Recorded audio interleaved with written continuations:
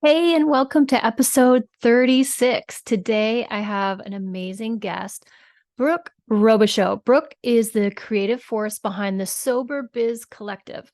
Her mission to help fellow sober entrepreneurs not only launch their dream businesses, but also fall in love with the journey. She's proof that there is life after addiction.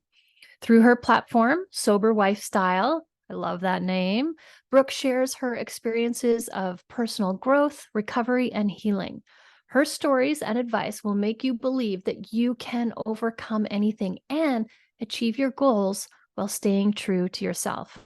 Brooke is also the author of Not Today, Fear. It's not just a book, it's a beacon of hope and a practical guide to help you conquer your fears and live your best life.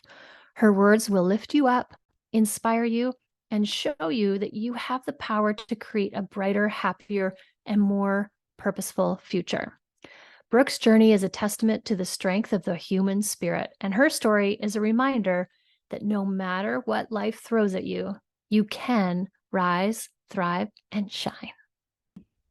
Hi, Heather. I'm so excited to get to sit down and chat with you today and collaborate. Do you want to just start by talking about how we connected? And Oh, yeah. yeah, That's a great story because we went to a fun little networking event and happened to yeah. sit next to each other, and then we just connected, didn't we? It was like we had the best conversations, and I thought, "Oh, I gotta meet up with this girl again." So, and Yeah. then of course, like this is the perfect way. We have a lot to talk about. We got a Yeah. lot to share with these ladies. And so I thought, what better way than a collab? Oh, I was so excited when you reached out. I've been following you on Instagram and you share a lot of like food inspiration and like healthy nutrition for women specifically. And I found so much value in that, especially as a business owner, because I find like I don't take the time to take care of myself when I'm like wrapped up in my business and my family. Like I'm a mom as well.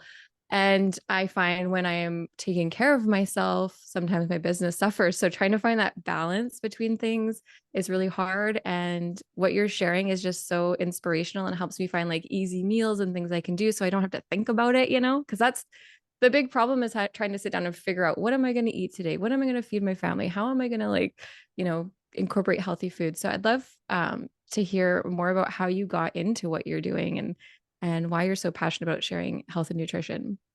Oh, well, thanks for saying that. First of all, when you think about if we eat, the average person eats 3 meals a day, and you do that for your whole entire life, and you feed three other people, that's a lot of meals. So wouldn't it make sense that you're going to kind of streamline that and make it as efficient and easy as possible? Because there isn't a woman alive that loves cooking after doing it for 15 years and just like, I can't wait to try to decide what I'm going to feed my family tonight. Right. It's so insane. And I'm a super lazy cook. I hate cooking, but I love eating and I love nourishing my body with food. So I make it as simple as possible. So I try to make it fun, but make it something absolutely delicious. So you can eat Mhm. clean foods and make it fun. And so that's just what I started sharing. Cause I'm like, we got to make this easy for all the people that are struggling out there because there's nothing more important than nourishing your body when it comes to health and wellness. Nothing. That's like the number one thing. And like I said, we have so many meals throughout our life that we want to just make it as easy as possible, right? Mm. And you know what I love about your Instagram and all of those is you are sharing your story and you're being so honest and vulnerable, and it's very relatable. And I love that you are being brave to show what life is really like and how you can overcome and how it can be great, and to encourage others to do the same. So I love watching your stuff. Oh, thank you. That's what we really bonded over because when I first met you, I was pretty new into a food addiction journey where I had just started sharing about and opening up about like really I've been sober for over 7 years now, but I picked up food through depression to try and regulate my nervous system, my emotions. Like I just um it became a problem for me where I was like eating 6 muffins before I got home to my family because I was afraid they were going to take some of my muffins, like it was Oh, a don't mental take my obsession. muffins.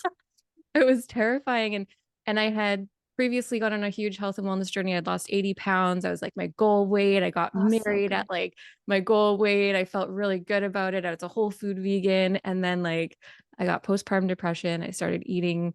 I went through grief. We went through the pandemic and I just gained all the weight back and just felt so trapped in that cycle of addiction again. Mm. And I felt like I had no tools to get out of it. So I was just on that new health and wellness journey. I'd gotten rid of sugar and gluten, and then we connected. And I just, your passion for health and wellness was just so refreshing. So nice to talk to somebody who, just really understood how important that is, right? Not just for my physical health, but for my mental health, making those Mm. choices to eat healthy and that. And, in the end, that's going to affect everything, my ability to parent, my ability to work, my ability to love my husband. It Mhm. Yes. really affects everything. Yeah, 100%. And when we talk about addiction, like there are so many addictions, and in today's world, it is hard to navigate it because everything is designed for you to become addicted to it. Mhm. The big corporations that make our food and everything have designed them so that they totally stimulate our dopamine overload all the time, and that's where all these addictions come from. And addictions, no matter what kind of addiction it is a really tenacious habit. So when we look at it from that, we can start with what's the habit and try to break it down from there, because addiction is big and addiction is hard and heavy. And but when we're like, okay, what's the habit and what's the gift in it? Because addiction always has a gift. So a lot Yes. of the times when we're trying to heal from an addiction, we're thinking, oh, you're just compensating for something. But we want to know, like, who are you when you're doing that? Mm. Why is it that you want to do that? What desire is coming out in you that is causing you to do that? And to be seen and heard from that place is how you can really understand the gift and the wisdom in the addiction. Oh my gosh, I love that.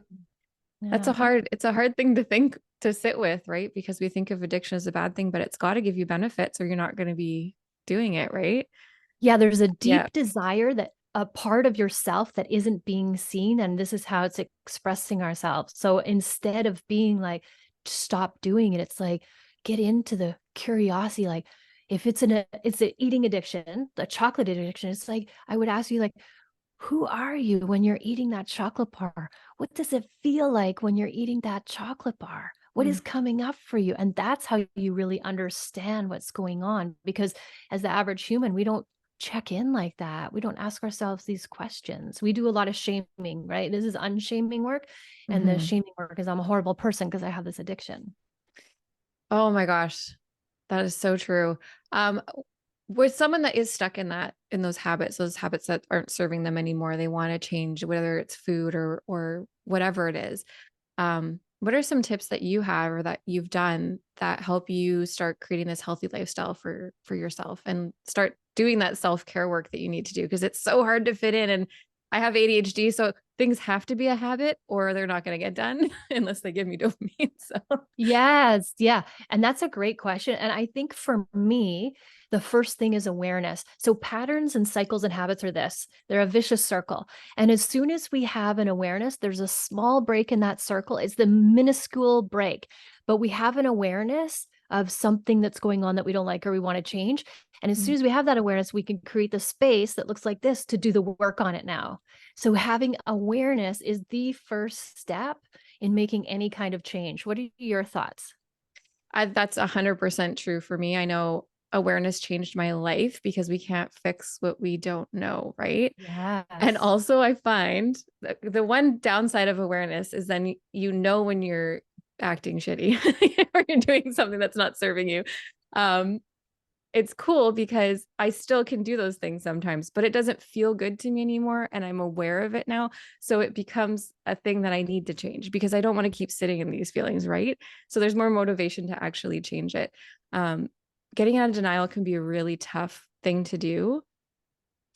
And I think really surrounding yourself with people who have the life that you want, who are showing up the way you want to show up in the world, and just paying attention to what they're doing, how they're acting, asking for advice, saying, what do you see in me that I might not be seeing for myself? Because we don't know what we don't know. And it's really, really hard sometimes when we're stuck in that denial to see outside ourselves, to see the forest through the trees, right? Mm. So getting some outside help, some outside perspective can be really valuable. I know for me, I did a food addiction program that helped me become aware of what food addiction really is, and how basically any plant that you grind up into a little white powder is going to be addictive. Yes. you know, for me. And so, like, knowing that, understanding that really helped me make the change, really helped me have those conversations with myself when I was going to go pick up something that was sugary, and just to make myself feel better. Like, what is this really doing for me? Because my joints are going to hurt afterwards. My brain's going to be foggy afterwards. I'm going to have anxiety. Like, that's the reality, right? Mhm. Um, so, so being able to notice that and start living more intentionally and less, on autopilot was a huge Mm. first step for me. Yeah, and the awareness is part of your emotions, because Mhm. we're like you just said, Brooke, is like you're eating something because you're feeling a certain way and you don't like feeling that way. And the way to stop feeling that way is to feel a different way by eating a food or taking a drug or drinking a drink or all the things. Like there's just so shopping, Mhm. exercising, like there's a bazillion addictions and we all have them. So make no mistake, we're all addicted to something or many things, but it's not understanding that it's the emotion that you're trying to avoid. So if you can name that emotion and you can feel the emotion, yes, you might feel sadness and it might feel horrible, but sadness is there for a reason. And if you can sit with it and allow it and make friends with it and be curious about it, then you don't need to go eat the food just to avoid that feeling, because that's the only reason why you're doing it. And so as soon as you can get intimate with your emotions, you're going to make a huge difference in addictive eating, just Right. to like emotional eating. That's what we call it, right? So you're opening the fridge door. What you're looking for is not in the fridge. Oh my gosh. So that's just reminded me of something I learned that Yeah. literally it blew my mind. Was we're not supposed to eat our feelings. We're not supposed to drink our feelings. We're not supposed to think our feelings even. We're supposed to feel our feelings. I was like, Yes. what a concept. I Yeah. remember when I first went on like a health and wellness journey, and I was on a very strict eating plan. I went to a Bernstein clinic. I'd check in every day. We'd do like a food plan and everything. It was kind of like a detox, but for food addiction. Mhm. Um, and I had quit smoking as well. And I got up because I was feeling like restless, irritable, discontent. I got up to go to the fridge. I was like, oh, I'm not eating right now. Okay. And so I go to the back door and I'm like, oh, I'm not smoking right now. And then I'm just sitting with this weird feeling. I felt like I malfunctioned. It's like, what Yeah. do I do with my hands and my face? Like, Yeah. this feels Uh, so uncomfortable. I But love how you're just like, I'm going to quit everything all at once, right? Like if I'm going to feel horrible, I'm going to do it all at once. you might as well. Honestly, I think it was the best choice. It was easier Yeah. now that I have a lot of things behind me, like the drinking and everything. Mm. While behind me, I found it harder to implement quitting the emotional eating because it was like my last tool, right? Other than Yes. actual things that will help me heal. Yeah, Um, and like you said though, the your emotions are the language of your body, mm, and then your thoughts are the language of your brain. And your brain is going to lie to you all the time. Your brain is a jerk and it's going to lie to you because it's just trying to keep you alive. But the right. body can never lie. So, you know how you have the feeling in the pit of your stomach? That's your body telling you, whoa, you're off track. You know how Mm, you feel warm fuzzies? That's your body telling you, hey, this is in alignment with who you are as a human being. And we've never been taught as kids to know what those physical body senses are so that we can listen to it and follow along and follow the wisdom of what our body is telling us. that just gave me like an aha moment. Can you say that again? What was it? So You your feelings yeah. are the language of the body Ugh. and your thoughts are the language of your brain. Oh, that's incredible. Mm, yeah. I think one of my biggest problems is being afraid to be within my body, like just sit Mm, with yes. my body, with my feelings. Yes. Um, Yeah, I've been looking into things like somatic therapy and stuff to try and get me connected. Because the first thing I Yeah. do when I feel uncomfortable, because I don't pick up a drink, I don't pick up sugar, I don't pick up a cigarette anymore, I go into my head Yeah. and You I start exit. Yeah. daydreaming and I start thinking and planning and worrying and getting anxious, like all Yeah. of these things, Yes. because I just don't Yes. want to sit with the discomfort in my body, right? Yeah. Yeah. And Oh, most people are like that, but they don't know what an actual feeling feels like in their body. So what I do is I do the somatic work and we go into it and we get curious about it. You're like, if you were to describe it like you were a 5-year-old child, just out of curiosity, how would you describe it? And people like yourself who aren't used to it, you'll just keep exiting and you'll be thinking, and I can see they're thinking, I think. It's like, no, mm, what does it feel like? And then they'll be like, I don't know if this makes sense. And then I know they're in their body because it doesn't make sense because it's not supposed to make logical sense. It's like, it feels orange and it moves like this and it sounds like this. Then you're connected into the body. But like you said, you don't know what you don't know. If you've never been taught that before, then how could you ever possibly know that? For you, it's safe to exit. That's your safety strategy, exit, so that you don't feel those horrible feelings. But yeah. in fact, if you can make friends with them and learn, because they're there for a reason, and life is hard sometimes, it's not all great. And so it's what you do when it's hard that makes all the difference. You can be sad and it's okay. You can be angry and it's okay. You can Mm. be frustrated, you can be, hurt, and those are okay feelings to have. Mm. That's so funny. As while you're talking, I was thinking about the times I was in therapy and they're asking me those questions like, how does this feel in your body? Where are you feeling it in your body? And the first thing I do is, how do I answer this right? What's the Yeah, right answer? What are they looking for? yes. Like, Yes. it's Yeah. like, how about what's true? What a Yeah, concept.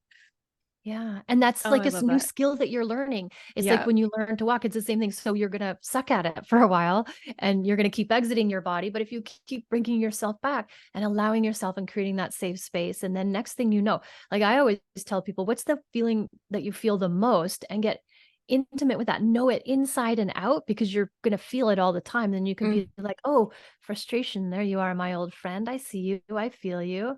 I have respect, I have room for you, and I can still go about my day feeling frustrated. Oh my gosh. That is Yeah. so good. I feel like I'm having a transformation moment here just talking to you. So this is amazing. Oh, Can I you love it. Can you share some tools for creating like easy, healthy meals that can help support you throughout the day? Because I think that's probably the number one thing I struggle with is I got to make it easier than doing the thing that's not going to be beneficial to me. Like I have to set Yeah. myself up for success. And so Yeah. for me, normally that means first thing in the morning when I have the most spoons or I have the most energy in my day. I do things like meal plan or whatever so that when I Mhm. am not my best, when I'm depleted and feel, low energy, tired, whatever it is at the end of the day, I'm not reaching for a bag of popcorn instead of like a nutritious meal. So, is there any tips for Mm. like creating some really easy, nutritious meals that we can just grab and go when we're Oh, feeling like, girl, yeah, yes.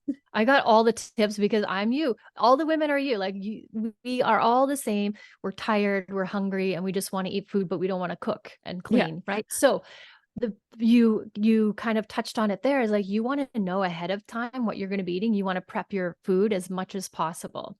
Like you want to eat whole, clean foods and make as many ready to go as possible. So when 5 o'clock rolls around, you literally open your fridge, put your food on the plate and heat it up. I mm. call it heat it and eat it. That's what I like to do. Heat So it and eat it. I love heat it and eat it. that. For like lazy people like me. I'm so lazy when it comes to that, and I'm okay with it. Like I embrace my laziness.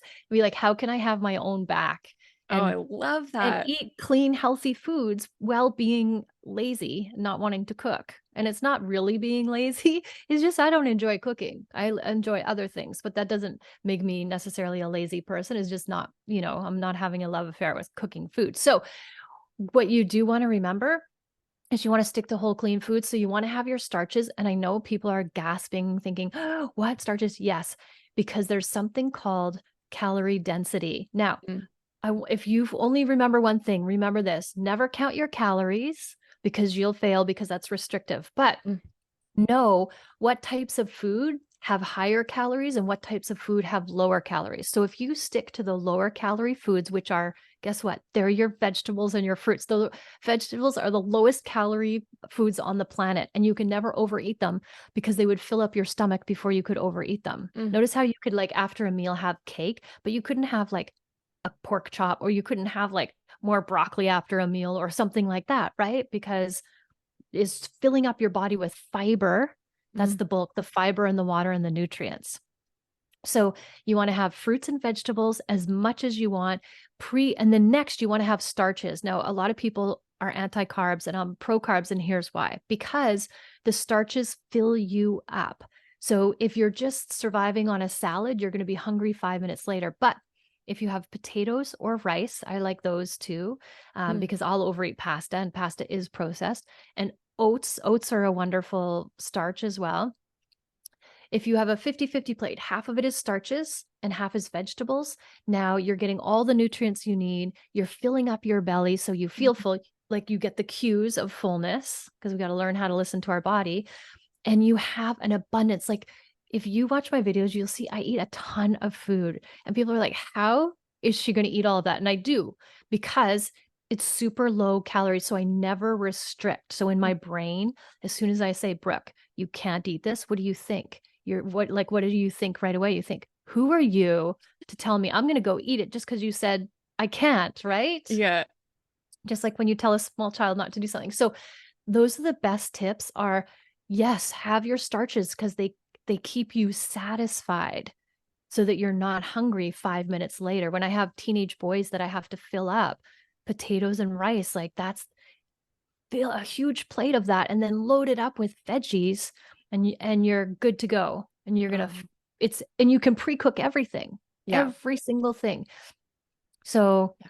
that's my hot tip on that. Oh, I love it. What are your thoughts on like chickpea pasta? Is that Yeah, you can have it, but remember okay? too, when you said at the beginning, anything you like crush up into a white powder. And so, yeah, chickpea is better than a white flour, but it's still a flour form, which means Oh, okay. your body processes it quickly and boosts your insulin. Now, in when you have high insulin, that means your body is telling it to store fat. High insulin Okay. is like, hey, store fat, store fat, store fat, right? So we want to keep our insulin low. And when people say, okay, I'm having fruit is high in fructose, yes, but the fructose is the sugar, but the antidote to the sugar is the fiber. So Hmm. nature, in its genius, has put the two together. So you can't overeat fruit because you have the fiber. So it doesn't spike your insulin. It's like this. It makes your insulin level. So it's not store fat, store fat, store fat, right? That's so anything floury and sugary, those ones Hmm. will spike your insulin. Anything fatty like oils and that are on the high end of the calories. So if you take a tablespoon of oil, it's 40 times more calorie dense than vegetables. So Mm, what's going to fill you up? The vegetables, right? Like, right. so nuts aren't bad for you. They're just higher in calories, just so you know that. You can have Yeah. 5 nuts, but you can't have a handful or a bowl full or a bag full or a whole container full. It's like having just, limited amount of those things, but abundance of these things that are lower on the calorie density scale. Okay. I love this so much. I am a fan of chickpea pasta, so that was a little heartbreaking, but No, but you can do it. You know what? Here's why. I don't want to break your heart, but I want okay. you to know that if you have your chickpea pasta and half of your plate is chickpea pasta and then load it up with a ton of vegetables, then you go for it, because you're not going to overeat the chickpea pasta. You Yeah. just won't, because veggies are your go-to. So that's what you want to fill up on, are the veggies, and then enjoy the chickpea pasta. Yes, of course. Like, enjoy it. I try to stay away from pasta because I'll overeat it. It's just easy. I can't overeat potatoes, and I love them. And I can't overeat rice. Like, I just love those ones so much. So yes, eat your chickpea pasta, my friend. Okay. Thank you. Um, so what are some benefits of this lifestyle? So when like these changes are hard to make. It's a Yeah. big lifestyle change for a lot of people, but I just want to kind of end with what people can expect when they start making these little changes. They put more fiber into their diet. they start doing a little bit of self-care and the things we talked about today, like what can someone expect to start happening Well, when we make these changes? you know because you've experienced it. And I see in your journey, you're successful and then you hit some struggles and then you're successful and then you hit some struggles. So you can expect that it's going to be hard because you're trying something new. You can expect that you're going to fail because that's how you learn and grow. So Mm. you're never just going to be brilliantly successful the first time you try this. You're going to like struggle a little bit and fail, but it's what you do when you fail that makes all the difference. Do you give up or do you say, I can do this. Every day that you show up and do a little bit more, you're getting closer and closer and closer, right? And I think that's how you live too, is like every little day, I'm going to do this and it's going to make a difference. And I'm just going to keep going and I'm going to keep going. I'm going to fail. Oh, I'm going to get back up. I'm going to get back up.